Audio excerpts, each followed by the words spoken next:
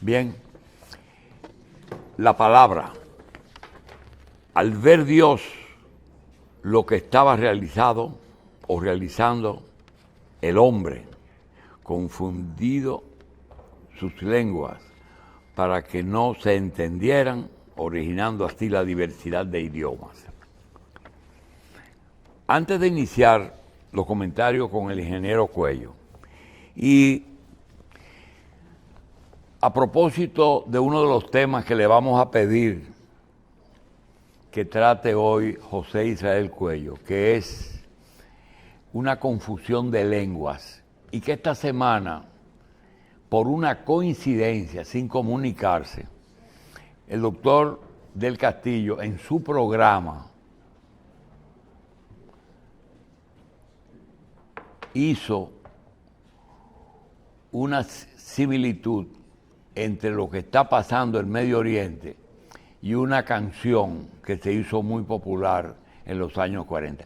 Muchas personas que no vivieron esa época ni están entendiendo lo que está pasando allá, podían entenderlo mejor si le ponemos música a ese episodio.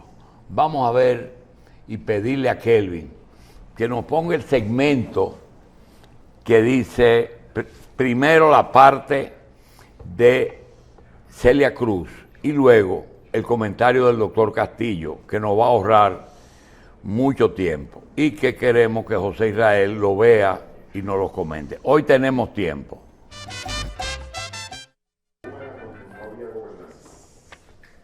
Bien,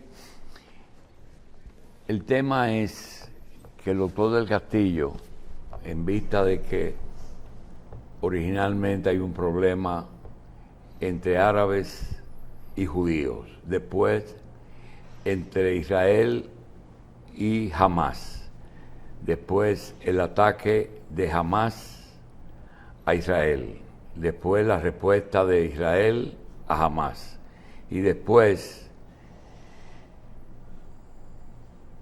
la respuesta de Irán. Y ayer parece que Israel también respondió, es decir que esta madrugada hoy, ¿verdad? Sí. Y a veces uno podría pensar que tiene que ver con algo que teníamos para José, pero que no es justamente una confusión de lengua. Quisiéramos primero que José nos diga si realmente él ve que allá en esa zona hay ahora con Irán y con Estados Unidos con una posición ambivalente, pidiendo que paren de matar civiles, pero por otro lado pelea con Netanyahu, pero no con el régimen. José, ese tema de Israel es un evento independientemente del tema de Abraham con Sara, con Ismael y con Israel, o es un efecto de aquello?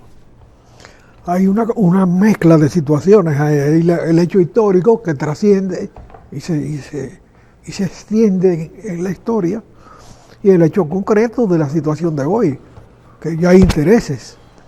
Pero el caso de Irán, donde una revolución religiosa hace 20 años hizo que los ayatolás se apoderaran del poder, y hoy es el mayor aliado de Rusia.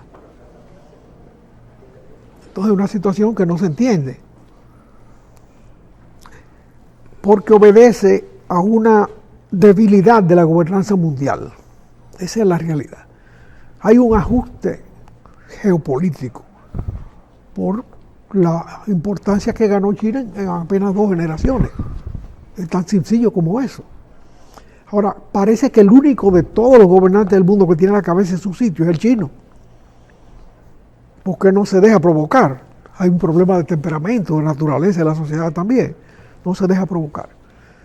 Pero los otros, por cualquier pellico, ya tiran cohetes, porque hay cohetes. Y cualquier pedacito de país, en términos de geografía, puede tener cohetes y los usa. Y se están usando. Entonces, lo que tenemos en Estados Unidos está la mayor expresión del fracaso de la gobernanza mundial, un delincuente no común como Trump, solamente va a perder las elecciones si avanza el proceso judicial por pequeñeces, por cosas de la vida cotidiana, de sinvergüenzada de gente con dinero que piensa que no debe pagar impuestos, que debe de hacer toda su vagabundería, que usar la prostitución de una manera descarada, no como un acto íntimo, si le interesa ejercerlo por paga. ¿Hay algún interés político en ese juicio, ingeniero? Claro que sí, claro que sí. Porque este gobierno, el gobierno de hoy de Estados Unidos es un gobierno vacilante. Hoy se ha acordado Estados Unidos de que América Latina existe. Hoy, después de la pandemia y lo que la logística de la pandemia impuso como recurso último. Que México existe, pero México era una carga el otro día. Perfecto, yo me alegro que México crezca económicamente, pero eso que se hizo en China se pudo haber hecho hace más de un siglo en América Latina. No se hizo. O sea, usted advierte que hay un retorno de Estados Unidos a América Latina, tomando en consideración la realidad mundial y lo difícil que se le está poniendo la cosa. Su patio trasero lo vuelven a proteger más. Lo volvió a recoger. Digo, parcialmente, porque México, perfecto, es el que está más cerca. Pero ahora es que se acuerda que está más cerca. No, así no. Ese reajuste pudo haberse hecho de otra manera. Y los resultados han sido esplendorosos. Yo no me lo quito de la boca. China cambió en 2 generaciones, simplemente por la sinergia de su capacidad de producción, de su elevación intelectual, de su ajuste político y el mercado americano. Porque eso que ocurrió en China, ese proceso virtuoso, pudo haber ocurrido también en América Latina. Perfecto. Si hubiese tenido el mismo trato. Y no era contradictorio. Ellos se podían programar para allá. Ahora, cuando Kissinger y Nixon fueron a China, ellos iban pensando en eso, ellos pensaban en cómo hacerle frente a la Unión Soviética. Exacto, cómo evitar que eso pasara entre Unión Soviética y China. Eso que pasó en China. Que pasara con ellos. Ahora, esas diferencias que existen entre Estados Unidos e Israel, que no es un evento muy común, porque siempre ha habido una sintonía en las políticas de ambos países. Ahora usted ve que aunque Estados Unidos y el bloque occidental apoyan a Israel, pero hay diferencias y eso es casi el producto de unas circunstancias que Estados Unidos entiende que son prioritarias, pero no dejan de criticar a Netanyahu y quisieran hasta salir de él porque ya se lo han propuesto. Es hora de que te vayas. Óyeme, es que Netanyahu es un raroso, como diría Denis. Muy raroso. Un raroso. Raroso. Sí, es un hombre con mala costumbre. O sea que ser raro es importante con lo que decía Deli Eran el día pasado. Sí, no, Netanyahu es un amigo que enfrenta. Afrentoso. A pesar es de, difícil defenderlo. De todas las peticiones que le hicieron, disparó, apretó el gatillo. Sí, apretó el gatillo, él sigue haciendo la suya. ¿Por qué Oriente Medio es importante, ingeniero? Oriente Medio, por el petróleo. Olvídate de eso. Por el petróleo. Cuando el petróleo cese de ser importante, Oriente Medio no tiene de qué vivir. Porque no ha sido capaz ni siquiera de desarrollar sistemas energéticos ajenos al petróleo, alternativos, donde se ha desarrollado en otros países, no los que tienen petróleo. Ahí Estados Unidos mismo está enredado en eso. Porque Estados Unidos hoy es el mayor productor de derivados de la maldad de la tierra, de los combustibles fósiles. Porque es el que más utiliza. Gracias a ese conflicto en Europa del Este. Ahora está vendiendo mucho gas y está vendiendo más petróleo que nunca. Sí, porque ellos hoy no ven más que con el signo de dólar en la cabeza.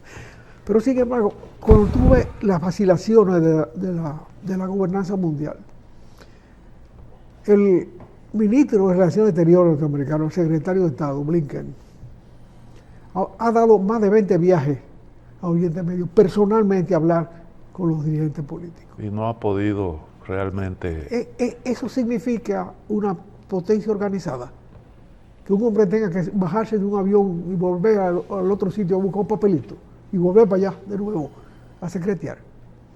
Que públicamente el señor Blinken se enteró de que la resolución de Naciones Unidas de fin de la Segunda Guerra Mundial, de las primeras resoluciones que crea el Estado de Israel, ordena la creación, protege, propicia la creación del Estado de Israel, era extensiva al Estado palestino.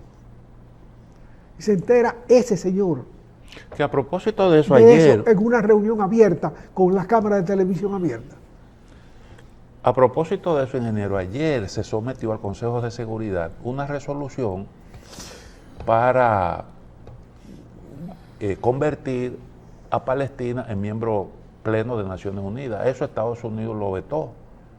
Pero ya antes se había aprobado esa resolución que usted dice, la creación de un Estado palestino. Como si ya eso se aprobó, ahora resulta que estamos discutiendo eso otra vez y hay quien objeta eso, un miembro del Consejo de Seguridad como Estados Unidos. Sí, una ventaja de las comunicaciones hoy es que tú puedes ver detalles de ese tipo en el momento que se producen. Sí. Cómo este señor se sorprende de que eso existe y lo suscribe ahí mismo. Porque podía ser una rareza de esa de Netanyahu, que lo haya puesto a ¿Cómo hablar. se puede llegar a ser secretario de Estado de Estados Unidos ignorando una cosa tan importante como esa? Y está como árbitro de la situación. Exactamente. No, así no. Eso no. Ahora, el liderazgo Porque si esa mundial... resolución se hubiese tomado, si le hubiera dado estatus al Estado palestino, semejante al judío, y si hubiese desarrollado el paquete de inversiones posibles en condiciones de armonía, la situación fuera otra. Pero con el pasado no se puede uno más que enjugar las lágrimas. Lo que pasó, pasó y no sucedió, o sucedió. Bueno, ahí está. La sinergia de dos grandes países en un momento determinado por un interés común dio lugar a un hecho trascendente en la historia humana. No me cansaré de repetirlo. 700 millones de gente entraron a la vida civilizada en 2 generaciones. Eso no es cualquier cosa. Eso es una gran China logró en trascendencia. 50 años lo que otros países lograron en 200, que fue la industrialización. Exactamente. Y en ese mismo periodo, la Unión Soviética patinó en la industrialización, en la revolución industrial, Bueno, que nunca que llegó, no ha culminado. nunca, exacto, nunca alcanzó los niveles de desarrollo que tiene China actualmente. Exactamente. Nunca. Nunca. Entonces, eso hace que hoy China no tenga nada que discutir con China, someterse a esa situación. Y el mundo está conformándose ahora en una situación en que Estados Unidos seguirá siendo muy importante, pero China es la potencia de la humanidad. Ahora, no pasa un día sin que algún líder mundial nos diga que hay que prepararse para la guerra y que la guerra está a la vuelta de la esquina.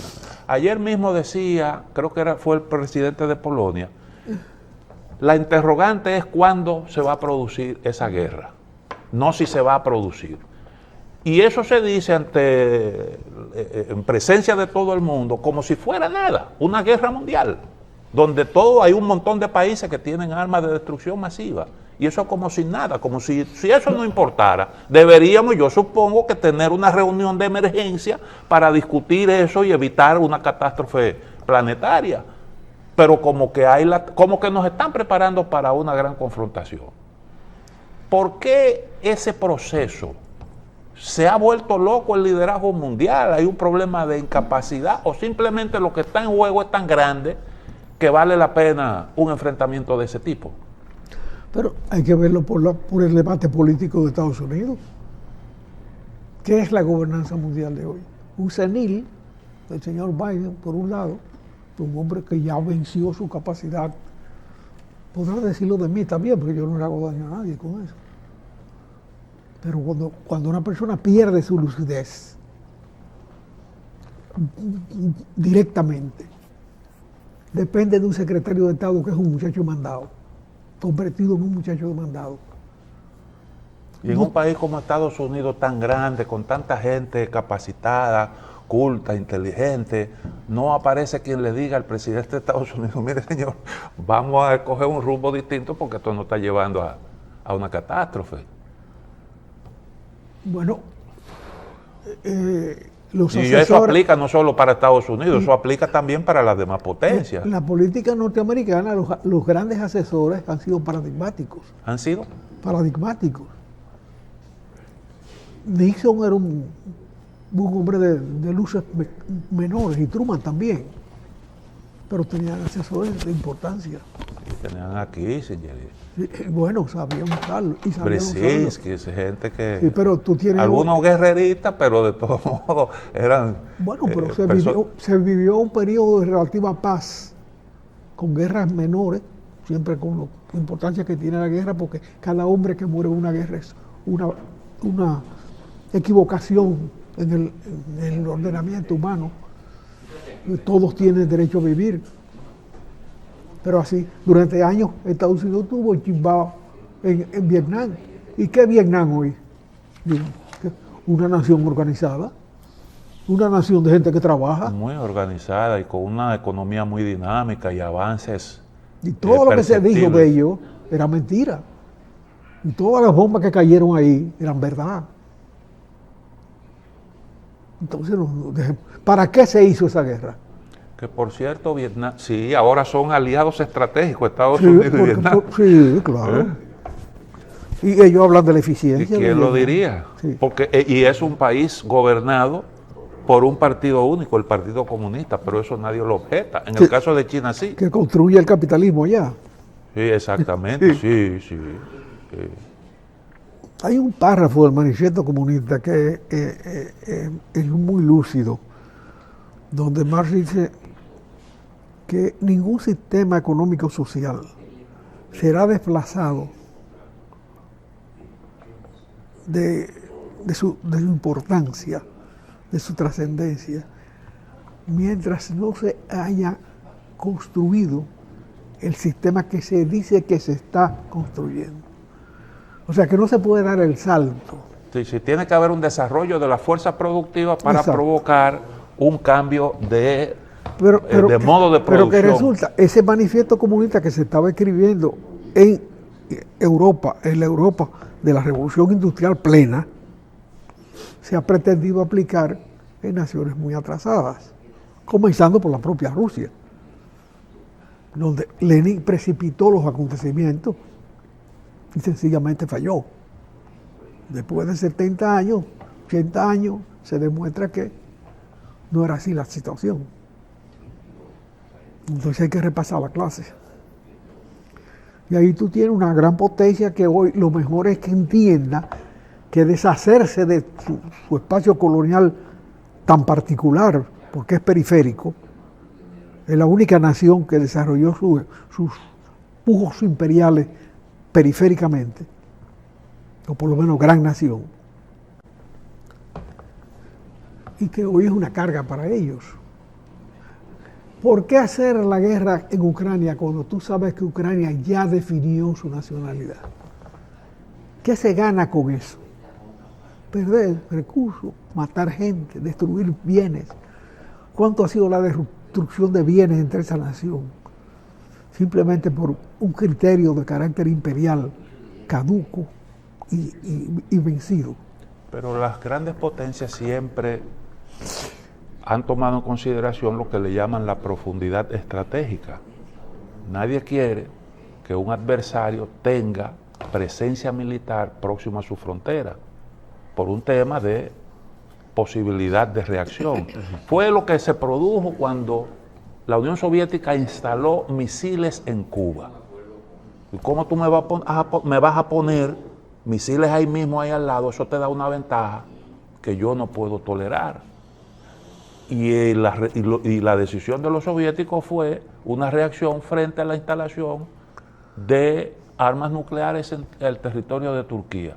Es decir, la proximidad en Turquía y en Italia. Y en Italia. Bueno, y entonces eso fue... Eso tenía varios años y se movió el alfil se amenazó al rey para resolver un conflicto interno del mundo socialista. Bueno, entonces Rusia ha tratado de proteger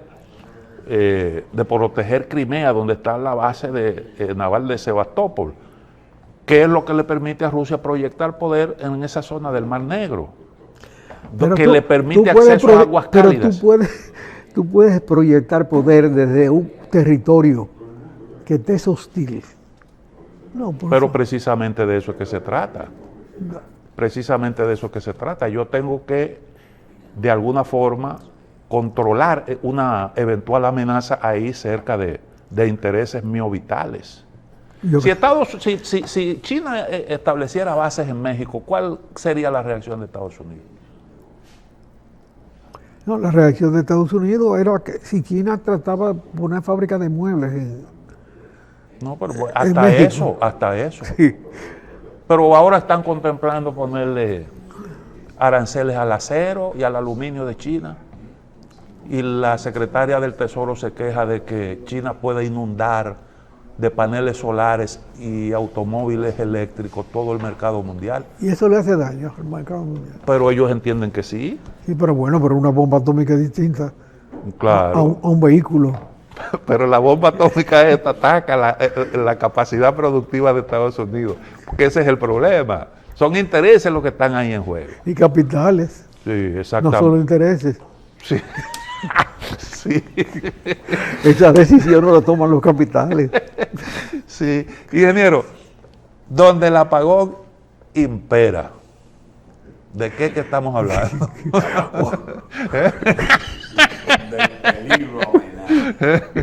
Bueno, aquí estamos al borde de una nueva era de apagones. Después que todo el mundo vendió su planta eléctrica. Y a propósito, ¿usted vio lo de Ecuador? ¿Qué pasó en Ecuador? En Ecuador declararon 2 días feriados porque no había luz. No vale la pena que la gente vaya a trabajar que no hay electricidad. Por un problema de... Ahí hay un bebé en el poder. Sí, un bebé. Sí. Un muchachito, hijo de un senador de toda la vida que no llegó a presidente. Entonces, a pesar de todos los esfuerzos y el dinero. Sí, y el muchachito llegó. Sí. Entonces, el apagón, ¿cómo es la cosa? Que usted dice que estamos al borde de qué. Sí, ya ayer yo estaba trabajando ahí en este texto. Un apagón, miro la hora. Eran las 10 de la mañana, 10:05. Digo, este es un apagón programado. Efectivamente, a las 11 vino la luz. Me tocaba una hora de apagón. Sencillamente ya estamos en el tope de la potencia energética útil para mantener el sistema funcionando. El que vendió su planta que la vaya comprando, porque todas las soluciones alternativas se llevan un tiempo. Tenemos la ventaja de que está entrando mucha energía renovable y eso permite hacerla rentable más fácil. La carencia, pero la carencia no es lo mejor para un sistema que ya estaba acostumbrado a trabajar 24 horas.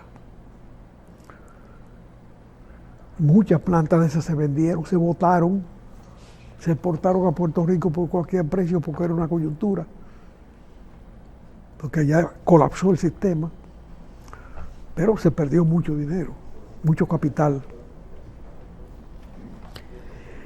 Aquí estuvo el ministro de Energía y Minas y dijo que sí había una oferta que podía satisfacer la demanda y que se ha venido agregando capacidad de generación. Sí, bueno, de generación eólica y de generación solar, pero eso no estabiliza el sistema. Eso democratiza la producción, que es muy importante. ¿Qué significa eso? Bueno, porque lo que se hizo fue eliminar el monopolio en la producción energética, eliminar el monopolio estatal o pulverizarlo, porque ya había algunas inversiones privadas en eso, en generación. Eliminarlo, pero con una ventaja para los que tenían mucho dinero. que se apoderaron de la producción y de la garantía de compra. Eso fue el primer paso hacia una democratización de la producción energética, que se ha ido generalizando, pero a duras penas. Y si hay la garantía de compra y se necesita más energía, ¿qué es lo que obstaculiza la inversión? El órgano regulador que es tímido y que no está definido. ¿Cómo se organiza el crecimiento de esa producción? Pero el órgano que no debe regulador, ser muy grande, pero mucho menos chiquito. el órgano regulador dio un paso y concibió un proyecto que se estaba impulsando, el proyecto de la línea. Sí, pero ahí prácticamente no se ha hecho nada. Con mentiritas no se resuelven las cosas. ¿Cuál es el informe real, serio, sobre esa situación? Ahora mismo hay una ventaja para no ser tan incómoda como fue la situación anterior, hace 20 o 25 años, que es que está entrando energía renovable a la producción casi todos los días, pero esos son pequeños aportes. Ahora eso democratiza la producción, que es muy importante porque hace crecer la iniciativa. Hay mucha gente invirtiendo en eso, a veces precipitadamente. En el caso, por ejemplo, de la energía solar, las dificultades para tú instalar un servicio en tu casa que no afectan el sistema, que no reducen la capacidad de venta de un sistema, que no satisface todas las necesidades, son infinitas. ¿Son? Y, eso es un cuerpo extraño en el sistema. En el sistema. Hay gente que ve la realidad de que puede poner un sistema solar en su casa o en su empresa. Cuando lo hacen los banqueros, y todos los grandes bancos lo tienen, el sistema regulador se queda callado. Pero se resiente porque pierde clientes buenos. Son facturas que se pagan fijas, mensuales, se pagaban. Pero ya todos los grandes bancos tienen todas sus oficinas con energía solar. Eso entra en el sistema, para el sistema es bueno. Pero para el ente regulador, que a la vez es el que administra los déficits, es malo. En España ahora están convirtiendo los invernaderos en plantas solares. Sí, aprovechando el espacio. Eso se discutió en este programa hace ya varios años. Simplemente como un criterio a tener en cuenta. Y yo me alegro que tal vez estos no oyeron este programa, yo estoy diciendo eso. Pero las ideas surgen al mismo tiempo por necesidades comunes. Hoy España es una potencia ya en energía renovable. Sí, ellos tienen ¿Por mucho qué? tiempo. ¿Por qué? Porque tienen una posición geográfica muy buena al sur de Europa, tienen una intensidad de sol como menor que la nuestra, porque aquí con menos espacio se puede resolver el problema, y tienen gente que invierte en eso. Una de las compañías más exitosas del mundo, no solo en energía solar, sino en energía convencional, están en España, que cotizan en la bolsa americana. Y no en la bolsa, sino también en la inversión americana, directamente con iniciativas. Bueno, aquí no se puede aplaudir la ineficiencia de ninguna manera. Esa no es la función del sistema de comunicación. Hay que decir lo que uno entiende que es la verdad. Pero es preferible engañarse con situaciones que no son precisamente esas. Hay conflictos en el sistema regulador sobre la expansión del sistema energético dominicano. Es evidente. Es evidente porque volvemos a caer en el déficit. Tan simple como eso. Lo de Montecristi, que siga para adelante, ojalá sea. Ahora, un tema que aquí se discutió hace mucho tiempo también es la posición geográfica como el valor mayor para el crecimiento de la economía dominicana y la modernización del país.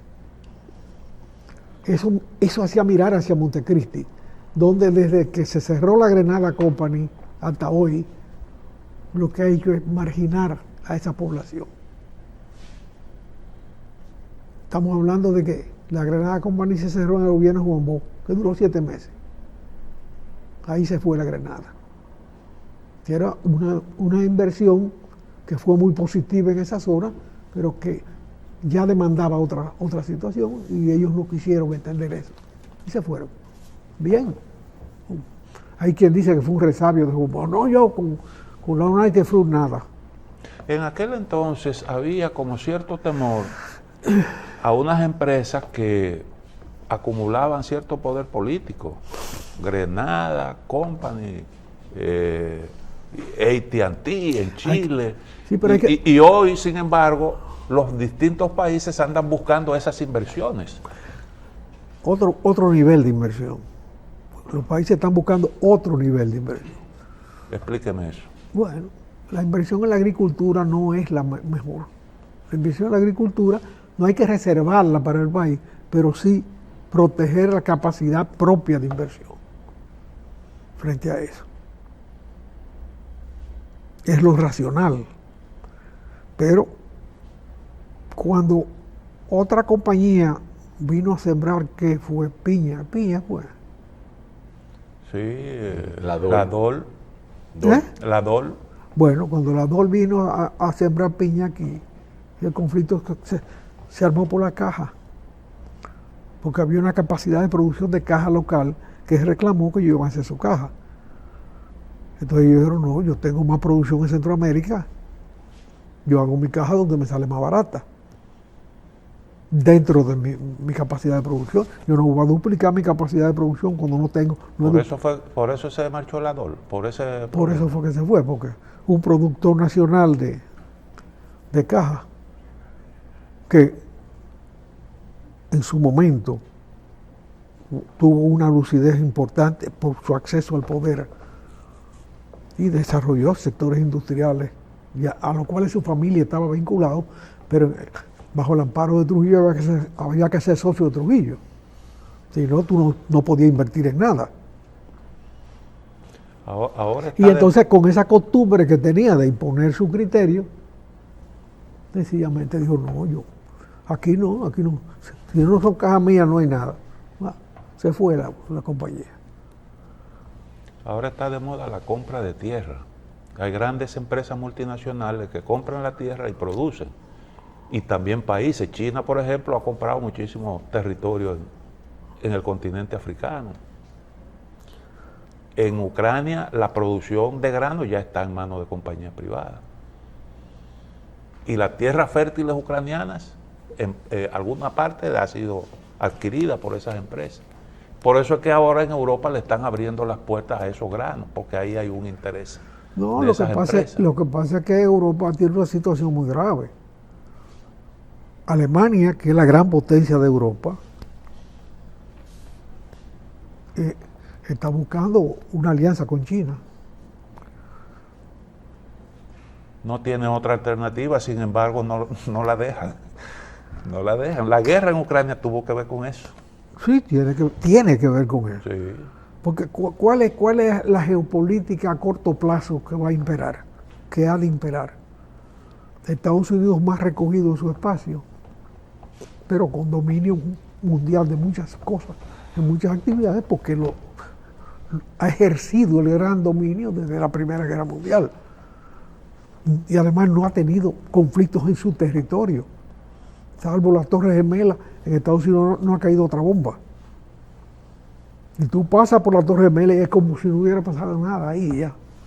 Sí, eso lo borraron ya. Te lo tienen que explicar. Y enseñarte. Y eso estaba ahí. Sí. Es otra cosa.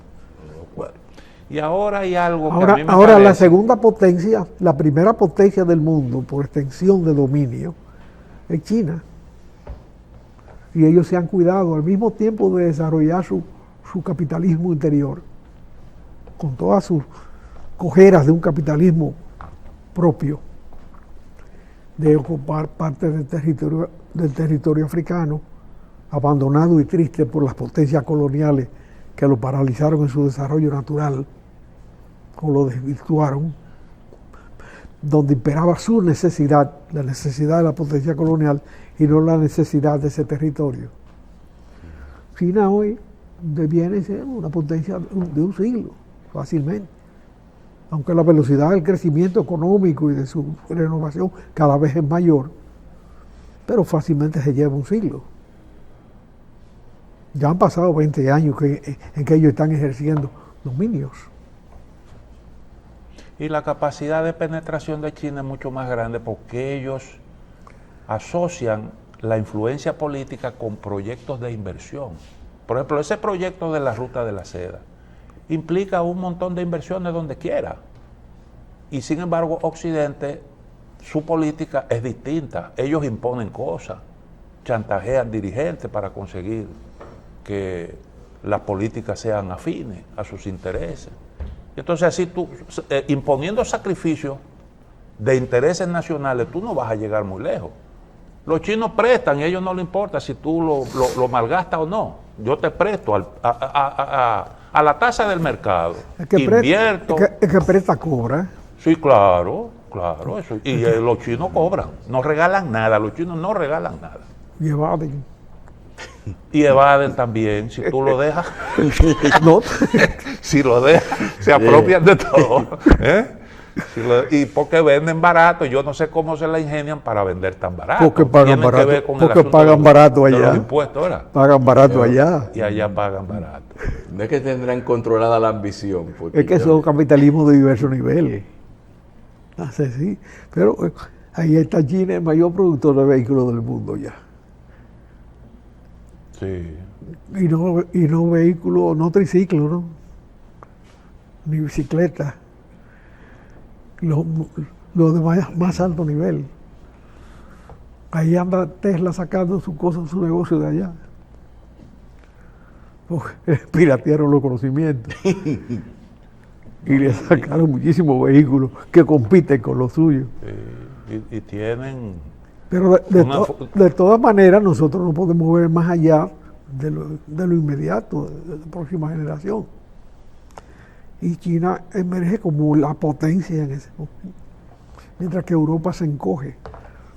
Ahí vimos al ministro de Relaciones Exteriores de China, o al primer ministro de Alemania, visitando a los chinos para... Sí, el canciller Scholz, el otro día... El canciller fue, sí. Buscando espacio en China, porque hoy ellos están en retracción económica, cuando la economía mundial está al tope. Sí, la economía de Estados Unidos está creciendo bien, mientras toda Europa está... Que por cierto, dice el Fondo Monetario Internacional que el crecimiento este año de la economía rusa será de 3.5%, mientras que Europa hablan de 0.8%. Es decir, los sancionadores tienen un peor desempeño que el sancionado. ¿Cómo se explica eso?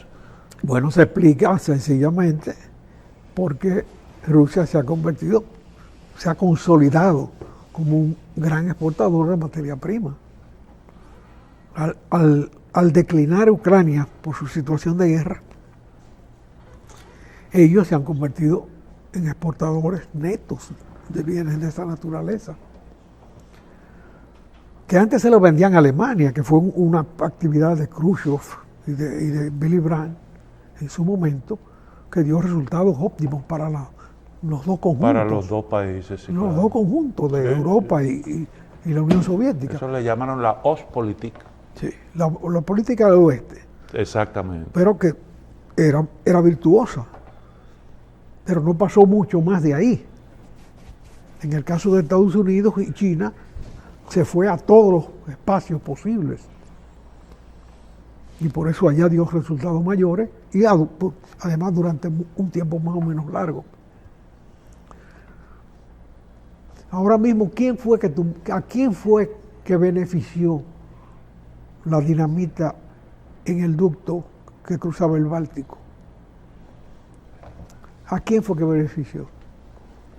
A la Unión Soviética, porque está vendiendo más petróleo que nunca. Y se lo está vendiendo a China, cosa que nunca pensó hacerlo. Nunca pensó hacerlo. ¿Ustedes dicen la destrucción del gasoducto? Sí.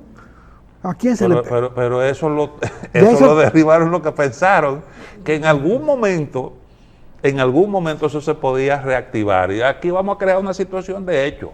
Cero Nord Stream. Bueno, está bien, pero ¿a quién beneficia el crimen? La ecuación policial Sí, es esa. claro, exactamente. ¿Eh? De eso se trata. ¿Quién es que beneficia ¿A el quién crimen? beneficia el crimen? ¿A quién benefició el crimen? ¿Quién es que está vendiendo más gas hoy? Estados Unidos. Ah, entonces. Bueno, a él lo benefició, pero también a Rusia. Rusia está vendiendo más que nunca. Si ellos no están vendiendo más es porque no pueden producir más. Porque no es lo mismo transmitir que producir. Venezuela, ingeniero. Bueno, Vamos a hacer una pausa primero. Ah, ok.